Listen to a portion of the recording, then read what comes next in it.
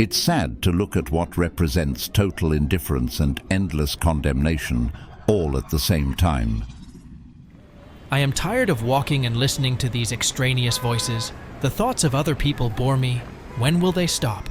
I want to go to nature, to go somewhere in the mountains, or to swim along a river, to walk in a dense forest, to feel unity with the original. Oneness with the original? And what was there at the beginning of the journey? Nothing? Or maybe it is better to be nothing? Syncope, sleep, and coma are altered states of consciousness that have long been of interest to philosophers and scientists. In these states, people often see various visions and hallucinations. And the question is, where do these images come from? From the subconsciousness of the person himself, or from some external objective reality? From the point of view of psychoanalysis, the unconscious is at the heart of visions. In ordinary life, its manifestations are suppressed by reason and will. But in altered states, the control of consciousness is weakened, hidden desires and fears burst out, giving rise to fantastic hallucinations. Thus, a person who is afraid of death can see in dreams scary pictures of the afterlife. And someone who secretly dreams of fame, in a faint will imagine himself a great commander or sage. From a scientific point of view, the cause of hallucinations is the physiology of the brain. In altered states of consciousness, normal connections between neurons are disrupted, chaotic electrical activity occurs. The brain tries to find logic in these signals, relying on existing life experience and memories. Hence, phantasmagorical, yet familiar images emerge. According to the phenomenological approach, visions reflect something that actually exists. In altered states of consciousness, a person touches the deep layers of being, usually hidden from us. This may be the world of archetypes, realms of spiritual experience, or even other dimensions of reality. Which viewpoint is correct? Perhaps each contains a grain of truth. Or maybe in altered states of consciousness, something fundamentally different is manifested, something that does not fit into the usual ideas? What is a reason for life can also be an excellent reason for death. Many people who have survived clinical death and returned to life talk about vivid visions and dreams they have seen. These may be meetings with deceased relatives, flights over the vastness of the universe, or even travels to other worlds. On the other hand, there is evidence of instant and irrevocable loss of consciousness at the moment of death. People simply turn off, like an electrical appliance, when the power is cut off. In this case, there can be no dreams or visions. At the moment of death, there is an abrupt disruption of brain activity and a cessation of electrical activity of neurons. This should result in an immediate loss of consciousness and all mental functions. However, some scientists believe that in the very last seconds, the dying brain can generate special electrical impulses that cause vivid visions. From the point of view of psychoanalysis, in the last moments before death, a person may see what he or she has been striving for all his or her life, or what he or she has been most afraid of. And some philosophers believe that in death, a person gains true knowledge of the world and of himself. Therefore, the last visions are a revelation, not just a dream. Tired, you come home, take a shower, eat dinner, and go to bed. And that's it. It's over. You don't care about the rest. Fear of death, especially painful and agonizing death, is one of the most powerful and all-consuming fears known to man. Why does the thought of the imminent end of life, and an end perhaps in suffering, evoke such intense dread? From an evolutionary perspective, it is irrational. Death is inevitable for every living thing. But man, unlike animals, is able to abstract from the present moment and mentally imagine the future. And there nothingness awaits him. Absolute emptiness, nightmarish nothingness. The prospect of dissolving into this nothingness generates existential dread. Another source of fear is loss of control.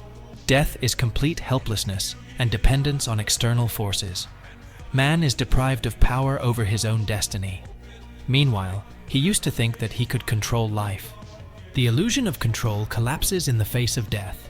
It is also important that dying is often accompanied by physical agony. Pain is one of man's strongest instinctive fears. The prospect of experiencing it in concentrated form is frightening to the point of shaking at the knees. Fear of death is a complex phenomenon, an intertwining of self-preservation instinct, anxiety about the unknown, unwillingness to lose control, and fear of physical suffering. It is extremely difficult to overcome, although some people manage to do so with the help of faith or philosophical understanding of existence. But for most, the thought of their own death remains a source of great suffering. While I was waiting for this outcome of life, I realized the idea of excess of the happiness that followed me. Suicide is one of the eternal philosophical dilemmas, touching upon the deepest questions of human existence. Many thinkers have speculated on this topic, trying to determine whether the act of voluntarily leaving life is a manifestation of selfishness or despair. On the one hand, suicide is often perceived as a selfish act. After all, a person who decides to commit suicide focuses only on his or her own experiences and suffering, without thinking about the loved ones who will mourn his or her passing. Philosopher Arthur Schopenhauer wrote that a suicidal person wants to leave the world because the world does not conform to his desires. Thus, suicide can be seen as a manifestation of excessive self-centeredness and an inability to cope with life's difficulties. However, it would be simplistic to reduce all suicides to selfishness. As Albert Camus noted, a person often decides to commit suicide in a fit of despair and hopelessness when there are no other options left. Suicide may be the only way to end unbearable mental or physical suffering. Psychologist Carl Menninger believed that suicidal behavior is often a cry for help and a desire to gain control over an intolerable situation. In addition, some philosophers, notably Albert Camus, believed that suicide could be a conscious moral choice by a person who decided to leave life with a peaceful soul. From this perspective, suicide is not necessarily selfish, but rather a manifestation of human freedom. As a result, to unequivocally categorize all suicide cases as selfishness would be misleading. Behind every suicide is a unique human story, a complex set of reasons and motives. While suicide may be a selfish act in some situations, it is often the tragic outcome of deep suffering and despair, and perhaps a manifestation of the last will of a person who has decided to dispose of his or her own life. A person was not asked, "Do you want to live in this world?" The decision to leave life voluntarily is perhaps the most radical and uncompromising choice a person can make. By consciously taking this step, he takes full responsibility for his fate, in fact, becoming the master of his own life and death. Suicide demonstrates the absolute freedom of will of an individual. Because this decision could not be imposed on him from the outside, it is his own, albeit tragic, choice. The person himself determines the term and circumstances of his departure, thus showing power over the course of his life. In addition, suicide requires great personal courage. After all, to take such a step, it is necessary to overcome one of the most powerful instincts inherent in human nature, the instinct of self-preservation. This act demonstrates the power of the human mind and will, which can subdue even fundamental biological mechanisms. Finally, suicide can also be an expression of a person's conviction in his own dignity and right to dispose of his life.